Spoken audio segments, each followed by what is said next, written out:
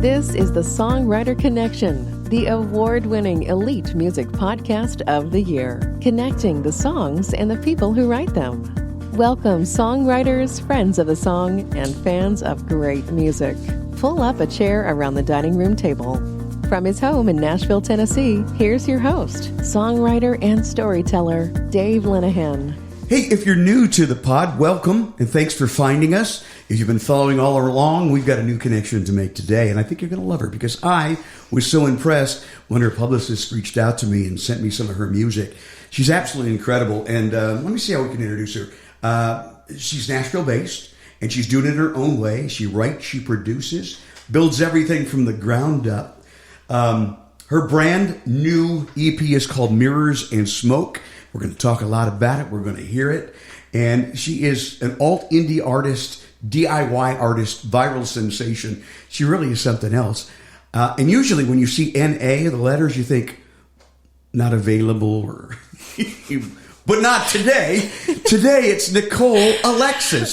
Today we're available. You are available. How are you? I'm good. I'm stoked to be here today. Well, we're stoked to have you here. Yeah. I'm very impressed with all that you do, and we're going to dig into it. But I want to play this song right away. Don't Tell Me to Breathe, and we'll talk about it afterwards. It's this cool song. In fact, Fender chose this when they were launching their new audio interface. That's right. That's part of the reason I put it out. Felt like it resonated with some folks. Well, if Fender loves what you do, then I know we're going to love it. Yeah, right. It's called Don't Tell Me to Breathe. Not a boss of me. Some nights never ending, overwhelming, keeping it all to myself. And I know that nothing will happen, but losing control is becoming a habit now. And you could tell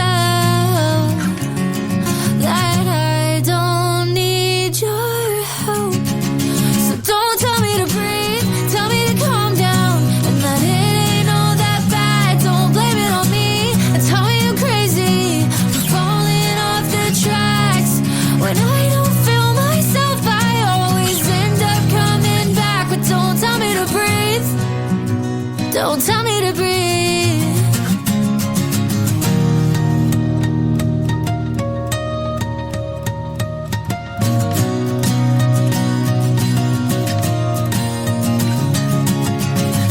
I know I've seen this all before. It's strong, I wish I could ignore. Should've just let it go, then I wouldn't be here alone.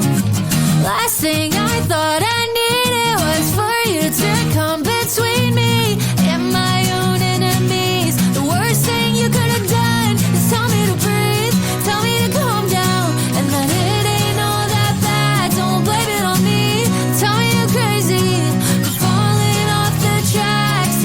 When I don't feel myself, I always end up coming back. But don't tell me to breathe, oh, don't tell me to breathe.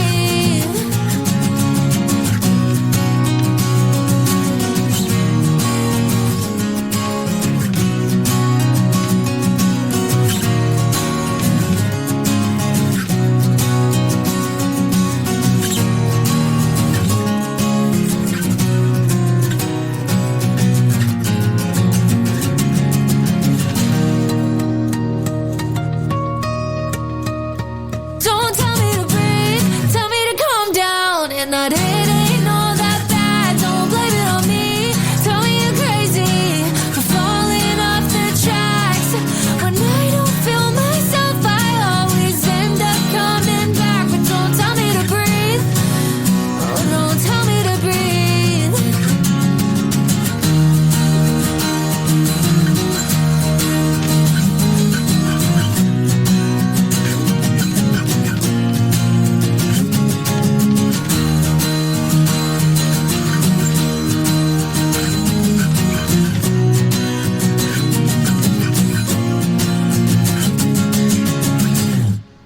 Gotta breathe sometime.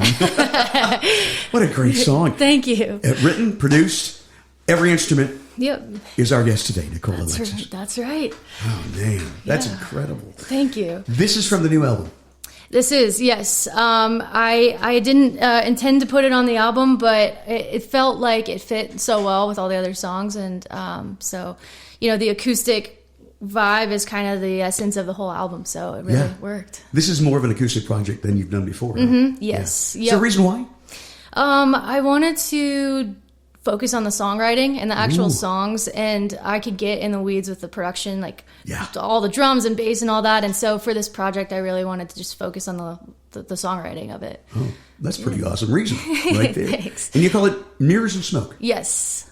Why? I know. I heard that's a line in one of your songs. It is a line in the song, and I think when I was writing that line, I genuinely thought it was mirrors and smoke, not smoke and mirrors. I love it. It's turned around. Yep. Yeah. Yeah. So it was a lyric in the song "Runner." Song Runner. Yeah. Yeah. And I felt like it was my own way of taking that phrase. Yeah. Yeah. Misinterpreting it. So. You are truly amazing in the fact that you can play just about any instrument. Thanks. And it started you at a very young age. I was reading that you wanted to play drums. Yes. My wife Patty did too. Oh no. Mom wouldn't let her play drums. At first, for you were too young, right? Yep. I was 5 when me and my mom went to the guitar store, and we're like, she wants to play drums. She has a little drum set at home. We got her for Christmas. Can you give her lessons? And they were like, oh no, she's like really young to start drums. Like it's gonna be nothing but her just like banging things. So of course, Mom would have loved that. Right? Yes, I don't think she knew what she was getting herself into at that point. Yeah. But then they were like, no, she's too young. Let's start her on piano. Start to get the understanding of scales and just music and stuff. And so. Yeah, I started in piano, and they're like, okay, play Mary Had a Little Lamb. And they gave me the sheet music, and I'm like, I don't need to read that. I could just play it by ear, and that's what it is. It's such a gift. My brother was like that, too. Really? My brother had this ear, and the guitar teachers that we had, one in particular, it used to infuriate him because you got to read the music. You're playing it by ear. How dare you? And he goes, well, that's what Yeah. But he had, like you, he had that, do you describe it as perfect pitch? I don't know the definition of perfect pitch because I could definitely be pitchy. Yeah. Everybody can. But I mean, when you hear a note, can you identify what it is? I can't identify what it is, but if I heard like a series of notes, I could figure out what that first note was. Yeah. Based on like... Get your root and go from there. Yeah, totally. Yeah. Awesome. Yeah. So when did you start playing guitar? Was the guitar the next instrument? No. So I played piano, picked it up really fast. Never read the music. They would just. And you're how old? I was 5. 5. You're playing piano and you picked it up at 5. Yes. Yep. And then they were like Suzuki. We did. I took 3 lessons, and they were like, all right, I guess like we can move you to drums because you picked it up pretty quick. And so then I started playing drums. Drums came really easy too because it was just the rhythm was. But I got bored with drums because like you can't really play a song. Like, you can't pick up the drums and play a song unless I have like hard to find a melody when you're drumming. Exactly. So then after drums, I was in like middle school band, and I played the trumpet, which did you? Yeah, which was fun, but also like I tried every instrument, and that was the first instrument they could get, and I was very impatient, so I'm like, I'm just gonna stick with the trumpet. Yeah. And then I started playing guitar probably when I was like 9 or 10. Got my first guitar when I was 6. For that same Christmas, I started playing drums. Wow. And then just picked it up really quick. I'm curious, were your parents musical? No. No? Nope. I was born in New Orleans, and I think, part of me grew up around it being in New Orleans. So New Orleans jazz. I mean, it's music's totally. a thing. Totally. My grandpa played every time I would go over to his house. I'd like try and figure something out when I was really young. So that's amazing. Yeah, but it skipped a generation, and they they think they could play. My dad recently, I gave him a bass, and he's like, I think I could pick this up pretty quick. I'm like, you just playing the E, strumming the E doesn't. That's not really playing. Doesn't really work. Good job there, right? Yeah. So he's trying. Maybe he'll fill in for the band at some point. There's only 4 strings on a bass, and you would think it'd be an easy instrument to pick up. Yes. Wasn't for me. No. Was it for you? There's a different way of playing the bass, right? Yeah, it's like, it really is. it's almost like you really have to be locked in with your rhythm and the drums and stuff. And so I thought like you, when I picked up a bass, I'm like, oh, this will be easy. It's just 4 strings. I don't have to play a chord. But there's a respect to bass players, that's for sure. Oh, absolutely. And they're usually the coolest guy in the band, gal in the band. They just sit there looking cool. You know? Yeah. But what sometimes people don't realize is how married the drum and the bass is. Totally. You've got to hit those beats. Totally. They've got to be there. And when you talk about a band that's really tight, that's the first thing I look for. Yeah. Oh, man, they're just... They're like either best friends or they hate each other. Or they're brothers. Yes, right. Totally. Yeah, absolutely. That's cool. Yeah, that is one thing. Like, I started, after playing guitar, the music store that I had started taking lessons from, they had like a band, almost like a School of Rock situation. Oh, that is neat. So I started playing guitar in the band, and then I think that's when I started to understand, like, oh, like, this is how drums are supposed to fit in with the bass and the guitar and the vocals and stuff, and that just understanding definitely helps. That's a great way to learn. I think. Totally. Learn by doing, you know? Totally. Absolutely. Yeah. So you're picking out leads and stuff even back then? Yes. Well, I wasn't very good back then. I mean, we're, just starting. But I would be playing with guys in the band who are probably 3-4 years older than me. And when you're 10 years old, that's a very big difference. No doubt. And they were a little bit better, and they would play like the solos and the lead parts, and I would just like be in practice, and I'm like, I gotta get this lead. Like, that was my goal every week, is like, if I practice this Smoke on the Water enough, then maybe I'll get to play the solo in this song. So it's one of the first riffs that anybody, when they pick up a guitar, that and Rebel. Why is that? I don't know. and very few play it right, though. I probably don't play it right. So how do you play? Is it? It's really up the strings. It's not the bass, all the bass. It's okay. It's up, on the first 3 strings. Yeah, triads and things. Yeah. Okay, I didn't know that. Yeah. What's the Cream song that everybody plays? Let's see, "Sunshine of Your Love." Yes, that one too. That was another one. Oh yeah. Okay. that guitar solo. I was like, that was the one that I wanted to play. So. Oh, that's cool. Yeah. Very cool. So. Wow. Yeah. So a lot of like just. And so music, very young, when I was playing in those environments, I was very competitive about it, because I was like, I want to get this lead part, because if I get this lead part, then I'll get to play it at the next show and stuff. And so good. Yeah. So good. When did you start writing music? I actually wrote my first song probably around the same time I played drums. I wrote it on a napkin. I was like 5 years old, and it was like about it was like about angels or something. Oh, okay. Like angels in the sky. I don't know. Angels in the sky. Yeah. So I was like, this is cool. Like, I really like writing stuff. And then I started like writing in a diary. That's good. Looking back at it, I'm like, oh, who's Patrick in first grade? Really? Where's he now? That early, first grade? Yeah. Wow. And so I guess I think the first like real official song I wrote was probably when I was like 12, after I got rejected by some boy. Were you mirroring them to a melody, what you wrote then, even at that age? Yes. It was, full. I had never looked into songwriting or anything. Never really analyzed songs, but it was, verse, pre-chorus, second. Was there ever any question in your mind that you were not going to be doing music? Or did you always feel that's who I am? It's funny, because I think there are many times in my life where, like, I went to college, and that was the first time where I was like, okay, well, I kind of have to choose between music or a career, because music isn't a career, right? Like, what's the path for that? I don't know. And so I went to school for marketing and business, and at that point I was like, yeah, I'll just play guitar when I want to have fun, and that's it. That benefited you, didn't it? Because I've heard you say that, being an indie artist, you really have to know how to do it all. The business side is just as important as can you play Smoke on the Water. No, absolutely. I think that definitely, like, the school helped me realize, like, okay, this is how you communicate with people in a business setting, and especially now, like, helpful with, like, obviously contracts and getting gigs and all these different things. You do your own booking and everything, right? Currently, yeah.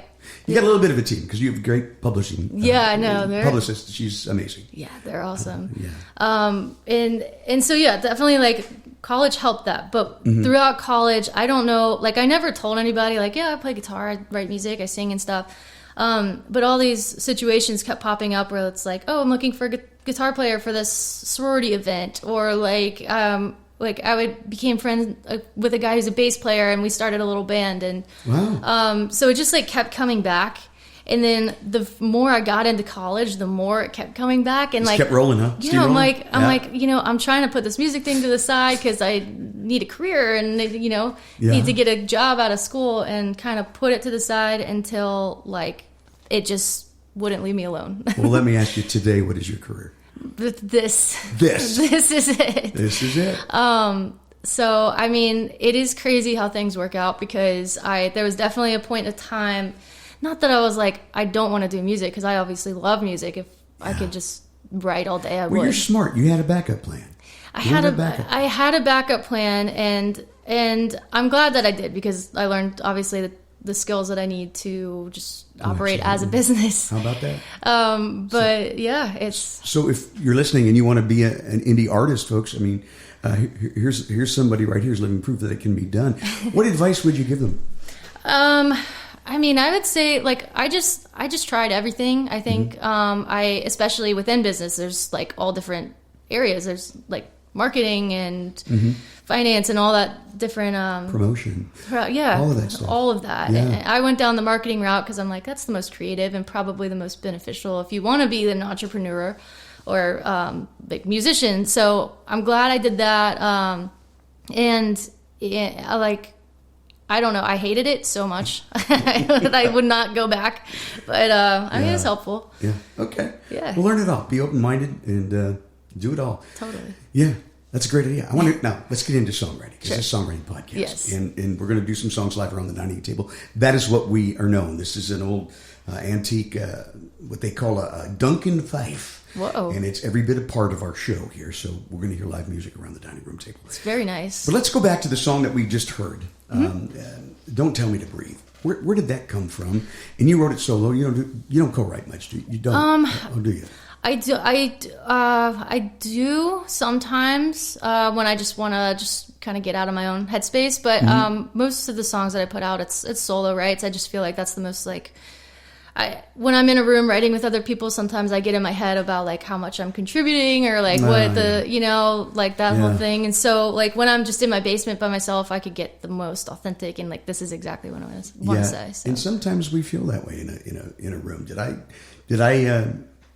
I contribute enough on that song? The answer is always yes, because just being there, your presence, the things that you throw out there may lead to something else that gets into the song. So I think it's a very much a part of the problem. No matter how much you feel you've contributed or not, you're in that room and you are contributing. And totally. But I also understand when you're doing the soul writer thing. So let me ask you, Don't Tell Me to Breathe. Where'd that come from?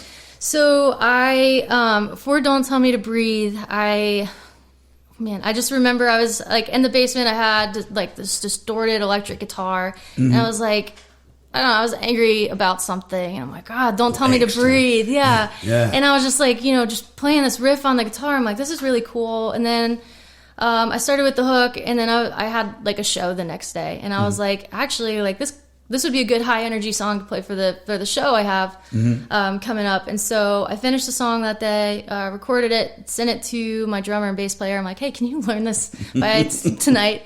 And you played it that night? And we played it that night. I didn't have the lyric, like I didn't have any of the verse lyrics. I just had the hook, so I kind of mumbled through it live. Well, I got to tell you, I'm going to put a pause. We're going to go right back because you have a friend and mentor who has been on this program, and I love him, Kevin Griffin, who is Better Than Ezra. He's the guy at the front of that, and they had this big song, really huge song in the '90s.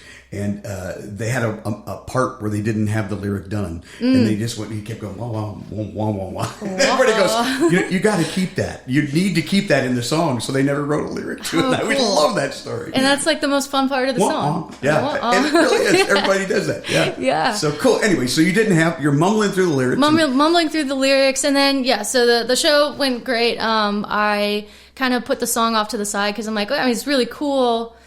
but it's not really, I don't know, it felt very like 80s, like the way I had it, very big 80s style stadium guitars. And, you know, full band, like heavy rock. And I kind of put the song to the side. I, you know, finished the verses and stuff. And then about a year, I mean, this was like a year ago, I guess, when I wrote the song. About a year later, I was talking to Fender, they launched a campaign, Fender Studio. They have like their whole DAW and interfaces and stuff. And so we were just, we were talking about doing a collaboration. And they had this vision of, in this collaboration, I'm going to be playing drums and guitar and bass and singing and almost just showcasing how this it's like 16 input audio interface works. And so like you could, you know, mic your whole drum set and do all these different input opportunities. So they had this idea of like, let's have one person playing all these instruments because, you know, that's how I record in my house. You're like, as I well. do that. I can do that. Yeah, I'm like, me, please pick me. I really want you to go to her YouTube page. Yeah. And you can see how she does. I mean, it's really impressive. Thank you. Yeah. It's fun. A lot of time and it takes me a while to film them, but it's worth it. I bet it is. Yeah. And so I did this, you know, we were talking about, okay, what songs would work for this campaign. And I sent them just like a Dropbox link of like 6 songs, and they loved the Don't Tell Me to Breathe song that I had, you know, it had the 80s guitars and the bass and drums and all that. And so they're like, this song is great. It would fit great within our campaign. And so we did the campaign. It is like... Is that the version that we're listening to right now? No. Okay. No. So it is, you know, very much the very first time I wrote it, it was just the heavy song. It was the heavy song. Yes. And so... and is that again, version out there anywhere? Yes, it is. Well, only on the Fender campaign. Only on the Fender campaign. Yes. And so we did that. The campaign launch, and I think like... I was like, this song is really cool. I don't love it. It just didn't feel right. And so I was like, well, I wonder what it would sound like acoustic. I feel like, I don't know who said it. I don't know if it was like, could be wrong, but Slash or something like that. It was like, if the best songs like are good on acoustic. Yeah. So I tend to agree with that. Really? Yeah. I tested it out, and then I just wrote a couple different riffs to it, and I'm like, this actually feels really good and high energy. And I love the use of harmonics. Thanks. And that was really cool. Thanks. And a big part of the song. Yeah, it was. I was like, what can I do to make this feel like you could feel the energy of like, Don't Tell Me to Breathe, like just having that space where it's like the harmonics, like everything drops out, and then you have the harmonics. It just felt very fitting to the song. So set on your guitar. If you're not a guitar player and you don't know what that means, we're gonna have her demonstrate it right now. Let's see. Okay. Yeah. So it just sounds like this. Like bells. So you're not really pressing the fret. No, it's like touching it, releasing it. Literally, what is it? 5, 7, and 12 frets. So you just lay your finger on gently, and that riff was kind of. It's so cool. It was hard because I'm like, okay, if I want to do harmonics, I have to have like an open, open tuning, or and so I was able to figure out a way to fit the harmonic. It took me hours to figure that part out because I knew I wanted it, but I just didn't know how to make it happen. Turned out so well. Thank you. Yeah. Where do you start with a production like that? First of all, do you hear it in your head? You hear all the parts and go, all right, this is what I'm after. I do. I feel like it literally feels like the song is done in my head. And so then I'm like working backwards. Okay, like how do I get, the first layer down and then, just build upon. Is there a usual first layer or just depends on the song? It depends on the song. I normally go with just guitar, just lay a scratch guitar throughout the entire song so I could get the arrangement. And then I'll go scratch vocal, then drums, bass. Build from there. Wow. And how much does that process affect your writing? It's so different every time because most of the time it's just me in my headphones on Logic just coming up with cool guitar parts and looping things, and so it's almost like the song's recorded already, and I have a demo and everything, and then I build on top of the demo, and I really try not to take much from the original demo. I feel like original demos is where you have the most emotion and Absolutely. Best takes come from that. The one thing that AI can't do yet is put emotion in a song. That's true. Yeah. The AI will be scary once it can. We hope it doesn't get to that, but it might. I mean, I'll tell you, it's in the songwriting world already. It is. People are making work tapes. I call them work tapes. Mm-hmm. We did a whole couple of shows on this.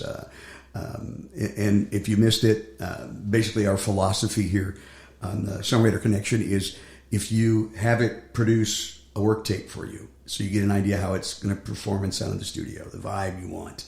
But if you're using it to write the songs and the lyric for you, verboten, that's where we draw the line. Mm-hmm. It's a tool. It's a tool. Totally. Yeah. I can't imagine being like an A&R these days and like getting some of those demos. You're like, well, this sounds like it's ready for radio. No, it's not. It's crazy. Yeah, it is crazy. Some of them are so good. It's just incredible. Well, I'd love to hear a song before the break and maybe the story behind it. Would you mind playing? Yeah. Yeah. I think I'll start with a new song on Mirrors and Smoke. It's called Just a Friend. Yes, I like this song. Yeah. So this song, I had this idea. I'm like, it's so simple. I want you more than just a friend. I think that for me, when I started singing that, it was so catchy in my head. And, I tried so many different ways of saying that hook. Like, I want you more, I'm on the edge, like different like things like started coming from that. But I felt like it just felt right. It just fit, and it's a fun song. And the riff is cool. So when I started writing it, I just really enjoyed playing the song. Great. Yeah. Good. Let's hear it. All right.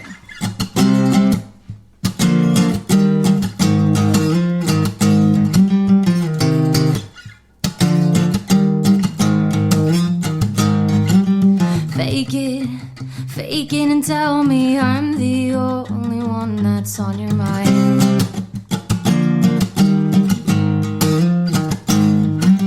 Take it or leave it. It felt so fast I couldn't see the signs. So say if it's over, 'cause I can't go any longer. Tell me you're still in this, and I won't give up unless,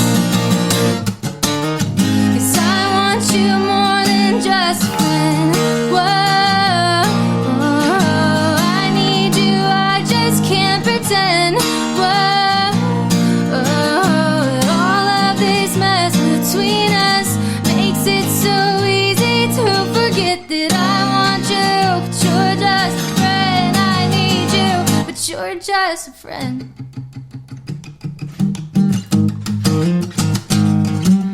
Changes only last so long when it's too hard to hit rewind.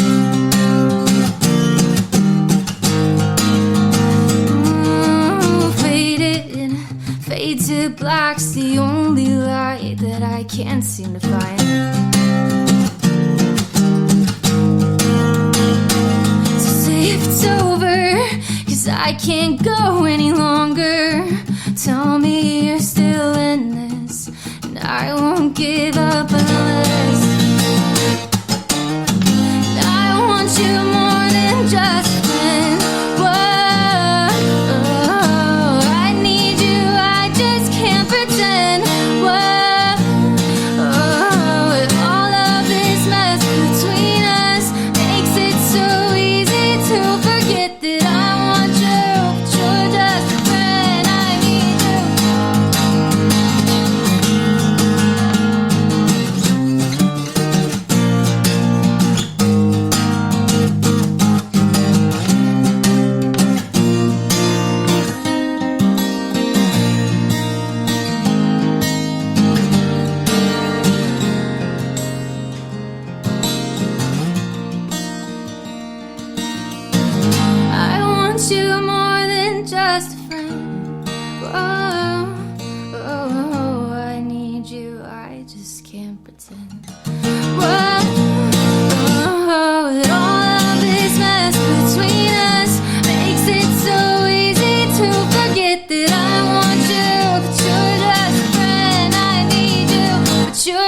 best friend.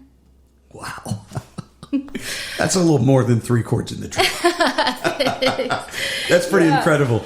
The new CD is called Mirrors and Smoke. There's 4 great songs on there, and I want you to find it. It's streaming everywhere. Came out in April, correct? Yep, that's right. Our guest is Nicole Alexis, and we're so glad to have her. We're going to take a little break. We'll come back. We've got at least 2 more songs to hear from that album. Let's go. Live around the dining room table. Cool.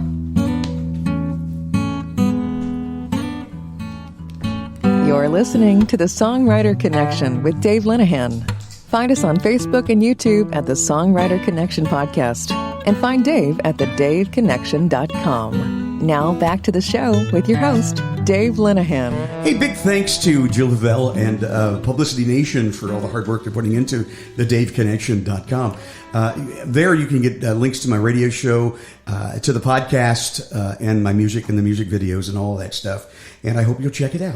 Now, the podcast, as we are recording this here at the end of April, we just went over 3.5 million worldwide streams and downloads. So thank you for that, for spreading the word. We really want to thank you for that. We publish every Wednesday Central Time in the U.S. at 2 a.m.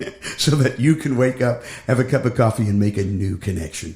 Also on those days, I put a couple songs from that day's writer on a Spotify playlist that's just called Songwriter Connection, The Songs. So you can stream that too. You'll be surprised at some of the cool people that we've had, like Better Than Ezra's Kevin Griffin. Our guest today worked with him and was kind of a mentor, right, Nicole? Yeah, oh man, he's such an amazing person. He really is. So knowledgeable, has been doing it for so long. And I loved his book, man. Yeah, his book is really good. And yeah, I mean, I couldn't say better things about him. How'd you guys find each other? We are from, I'm from Covington, Louisiana. It's right outside of New Orleans. And that's where they broke out of, right? Yep, exactly. They went to LSU, broke out of, I guess, Baton Rouge. And, so I kind of grew up, my mom, if she listens to that, she's going to be like, why did you say that? She had a huge crush on him. Like, wow. He's a handsome guy. Yeah. What is he? Isn't he like? He was like Nashville's most handsome man or whatever. Yeah, something like that. Yeah. But and he's a spitting image of me. I mean, we're like brothers. Yes, I was gonna say that. I didn't know. So yeah, my mom had a huge crush on him. So naturally, like he was always playing in the house. I think I know every word to every one of his songs. And, So and a great songwriter too. Yeah. Incredible songwriter. Yeah. So he brought you to Nashville. He did. Yep. So we got connected, and we connected over coffee, and he was just like wanted to talk about my songwriting and songs and where I'm at and stuff. And so we started talking. We had coffee, and we just ended up working together. We wrote a few times, and you've written with him. Yeah. And then he ended up signing me to a publishing deal here in Nashville, and I was living in Atlanta at the time. And he was like, "Yeah, do you think you could get up here for sessions like a couple times a week?" I'm like, "You got it." Yeah, of course. And so and then I just found an apartment here and just went back and forth for a while because I was still kind of living in Atlanta, and then eventually made the full-time move. But it was awesome. So having a publishing deal like that, did it change the way you write, the style of your writing? Yes, I think in the past I never truly understood how like co-writes work, or just like how to like collaborate with people on music outside of like a band setting. And that was what was really cool is they wanted me to come in as like a producer tracker in the room. Well, and that's a lot how it's done today. Top down, we say, start with a really good track, right? Yes. And I mean, the track really inspires a lot of the song. I felt like responsible for, coming up with riffs and just creating a vibe for the room. Wow. Yeah.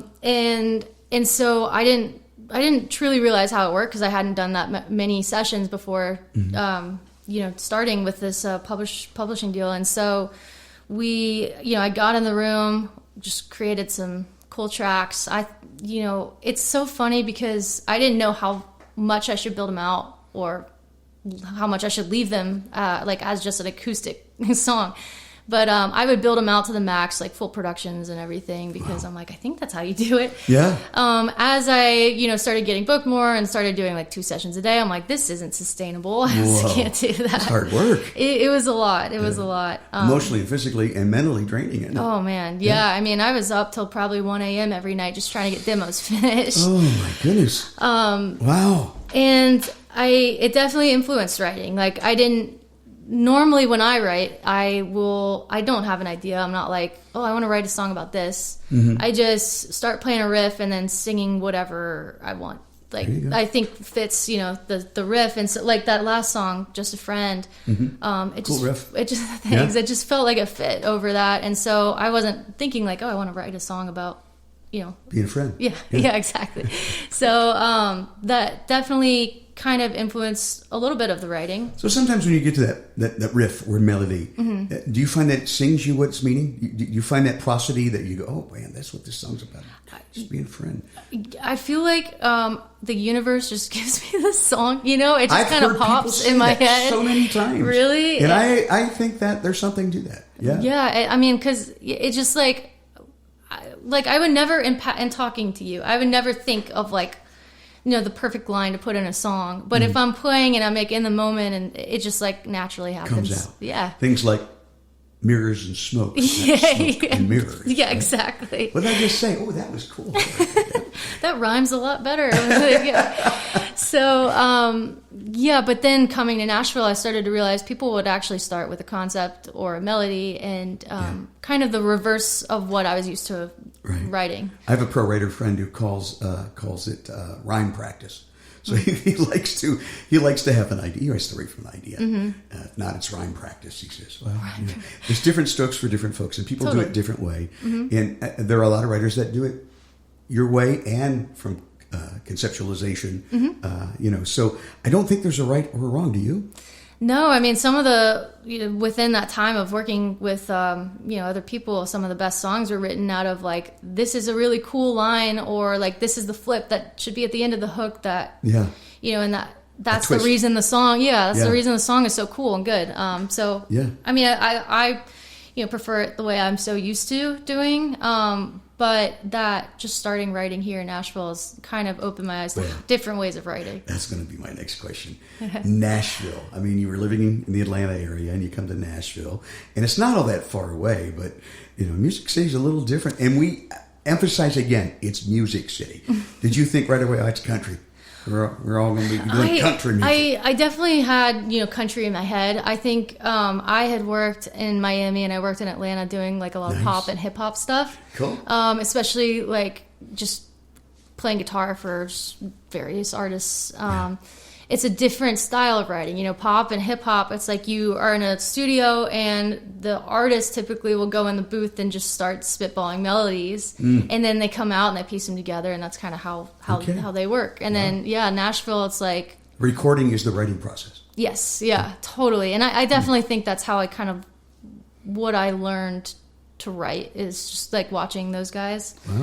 Wow. And then, you come to Nashville and it's very much about the story and the lyricism and all that. So it's like the dynamic is it was so cool to me, because I had done, the pop and hip hop, and then coming here and starting to do like some of the country stuff is so different.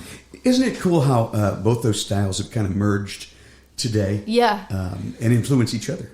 Yeah. And just like, I mean, even production wise, just like bringing some like sampling songs and stuff, like that's so cool. Yeah, it is cool. But I mean, it was definitely it's cool because I feel like I've been able to experience both styles of writing and recording and producing, and then just kind of make my own out of it.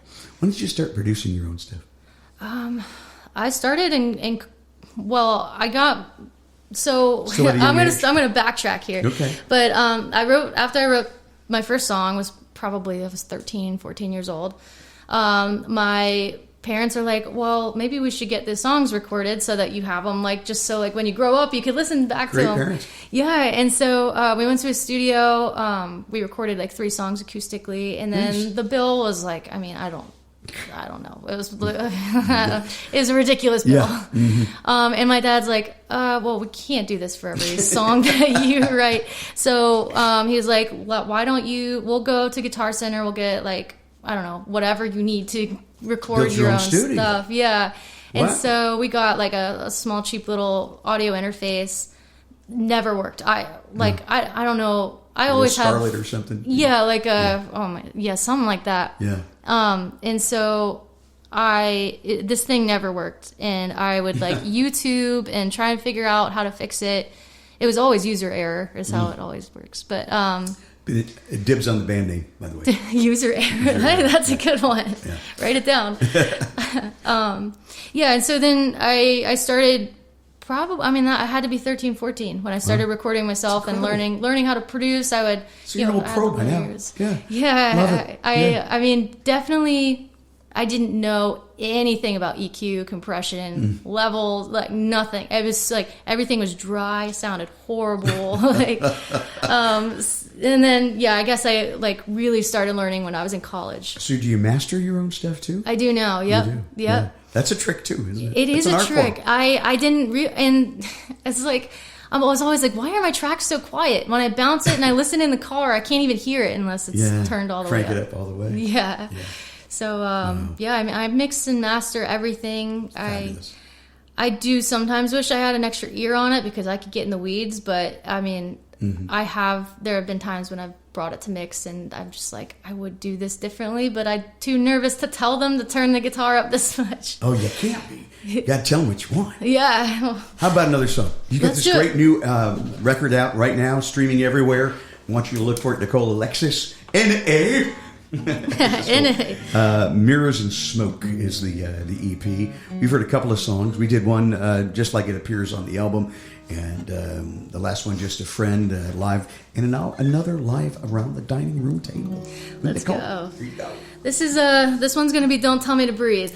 All right. So let's see.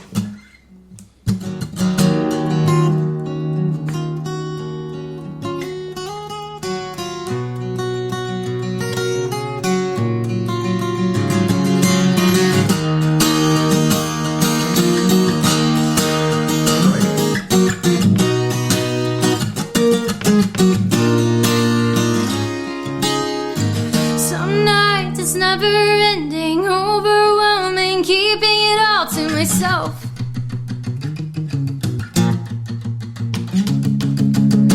And I know that nothing will happen, but losing control is becoming a habit now. And you could tell that I don't need your help. Don't tell me to breathe, tell me to calm down. And that it ain't all that bad, don't blame it on me. Tell me I'm crazy, falling off the tracks. When I don't feel myself, I always end up coming back. But don't tell me to breathe, don't tell me to breathe. There you go. Harmonics again.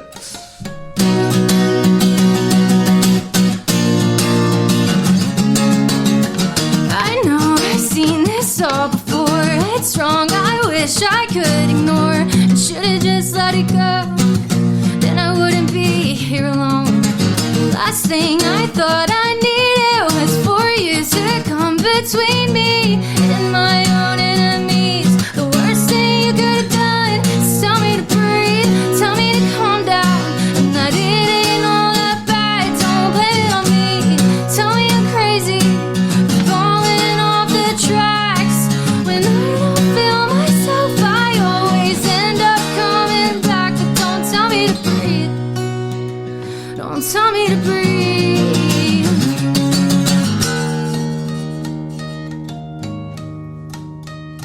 Don't tell me to breathe, tell me to calm down. And that it ain't all that bad, don't blame it on me. And tell me I'm crazy, falling off the tracks. When I don't feel myself, I always end up coming back. But don't tell me to breathe, don't tell me to breathe.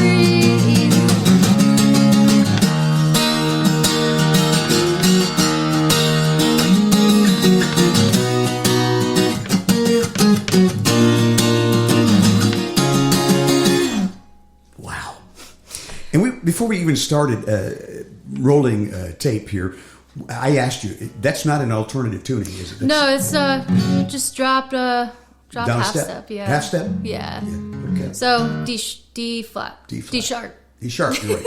D sharp. The sharps and the flats always. That always gets me too. I don't know any music theory. So, don't you? No. Well, no. So do you find that ever a detriment or no? Totally. Especially like when writing with other people, that'd be like in the Nashville number system. That's a new thing too. I never knew, and so it's like learning that. I still don't know it. I need to. But it would definitely help to learn. It does help to learn.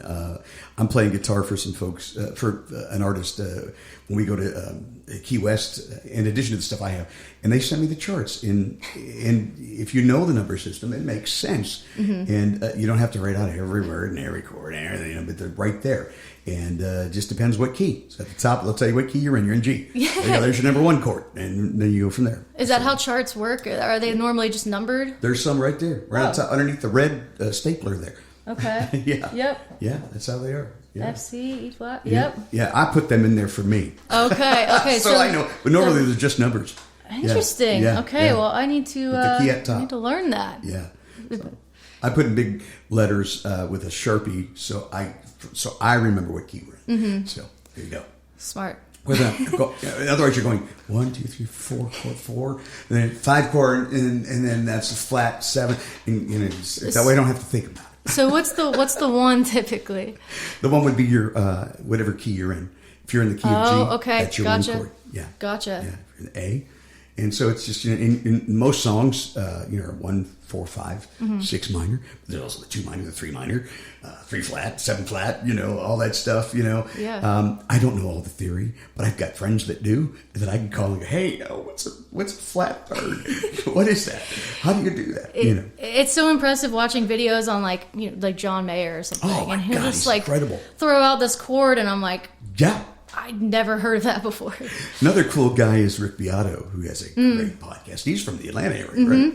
Yeah. Yeah, that's something that I definitely want to learn in my lifetime, but don't have the patience for. I wanted to ask you where that studio is where you're doing all your videos. And they're really great. They'll find you on YouTube? Yep. On the YouTube videos, so Nutshell in particular is the live loop that I did. That's in Atlanta. It's called Tree Sound Studios, and all the great amps behind you. So speaking of the songs that I had recorded at a studio when I was 13 years old, that was that same studio. Wow. And so I was like my parents are still in Atlanta, and so I believe is over last Christmas break, I was in town, and I'm like, I'm just going to record some videos. That was the only studio I could remember from the area. So went back, did a couple of those loop videos. You've got some incredible loop videos and covers that you were doing. Thank you. And that really helped to spread your brand, didn't it? Yeah, totally. And even songwriting too. It's like you listen to some of these 90s, 2000 songs, like the melodies and the lyricism. It's like, it's so cool to be able to take that and incorporate it in what I do. And you learn by doing that too, right? Totally. Why did that work? That works great. Yeah. So who did you study? Who really influenced? I hate to ask the question. Who are your influences? I hate that, but I mean, who are your influences? I mean, it changes. I guess it changes by the year. I mean, like growing up, I was very heavy into classic rock. Like, I think I knew I liked it. First starting guitar, right? It's like some of the best riffs and guitarists are from that era. Like, I mean, Led Zeppelin and Eric Clapton and like Def Leppard and all that. Oh yeah.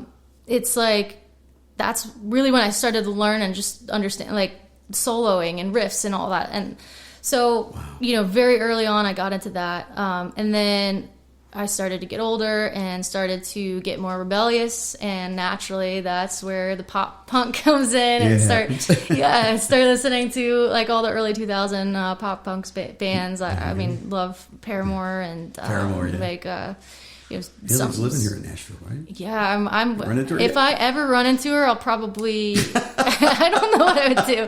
I'd probably cry, but I also wouldn't ask for a picture or anything because I'd be like, I don't know. I'd be too nervous, I think. Yeah. Interesting. Yeah, but then I grew up, my parents are like 90s kid, like they just, I guess they're coming of age years. We're from the 90s, so they always listen to that. That's you can't that help music. Listening to your parents' music and not being exactly a little bit influenced. Yeah. Totally. And I definitely feel that, and it comes through, especially now. It feels so nostalgic, so I just love listening to it. Yeah. I want to hear one more song from you. For sure. I know you got 4 on the CD, and so we've heard 2, actually. So choose one, and then they'll have to just find your record out there and hear the last one. Can we play one that's not on the... Well, this is all about you, so I would say yes. I have my next song that's coming out. It's a song called Goodbye. Goodbye. And this one I just love to play. So I'm going to share that if that's okay. Yeah, let's do it. It's great when you have songs you love to play. Yeah. All right.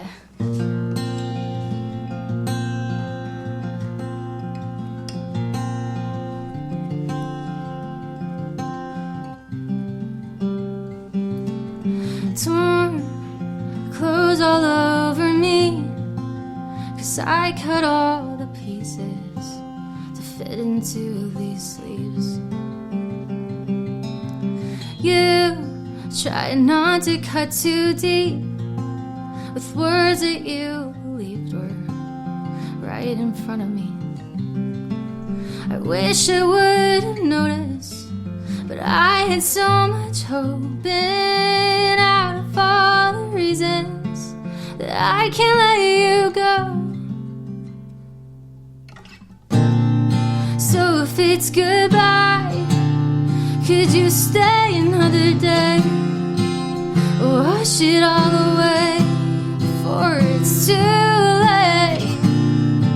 Is this really goodbye?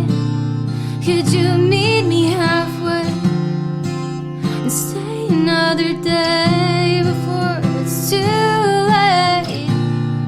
So if it's goodbye,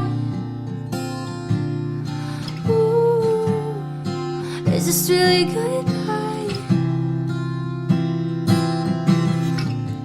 I can try and turn the pages of the memories we had. I can find somebody new, sympathy rehab. I keep running towards something I knew could never help me, and I keep fighting, don't give me space, 'cause it's overwhelming. So if it's goodbye, could you stay another day? Wash it all away before it's too late.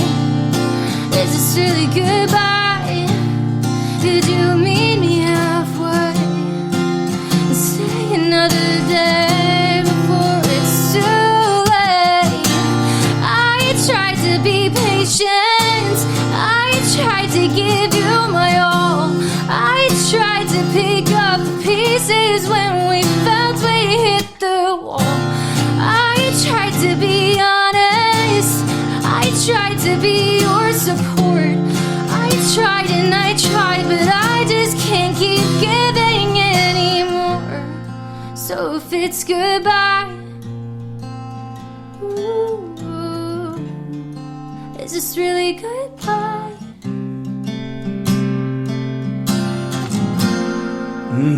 Wow. And it was a major 7. I love it. You know what? I love your big open power chords. They're It's fantastic. cool, right? It's like It's your style, isn't it? I just started playing this one. I don't know what that is, but it sounds I don't nice. either, but I like it. Thanks. I'm going to have to experiment with that after you Yeah. It makes things sound so full.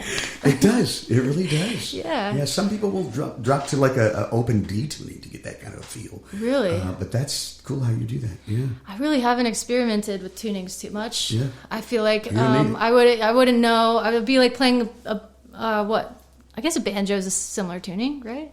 It's like the even top know. 5 strings or something. Is it? Yeah, something like that. Feels like it would be learning a new instrument.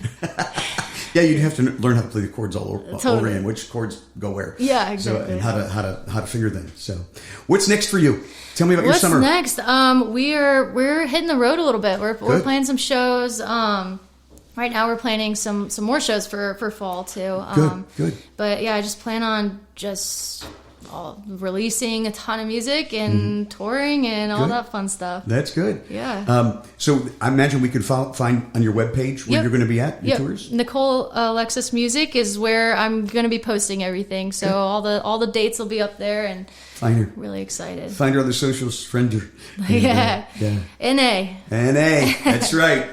Not available. No, it's Not Nicole Alexis, our wonderful guest today. Thank you for your time. Thank you. Thanks for having me. This was so fun. Been my pleasure. It's good to get to know you. Awesome. Right on, folks.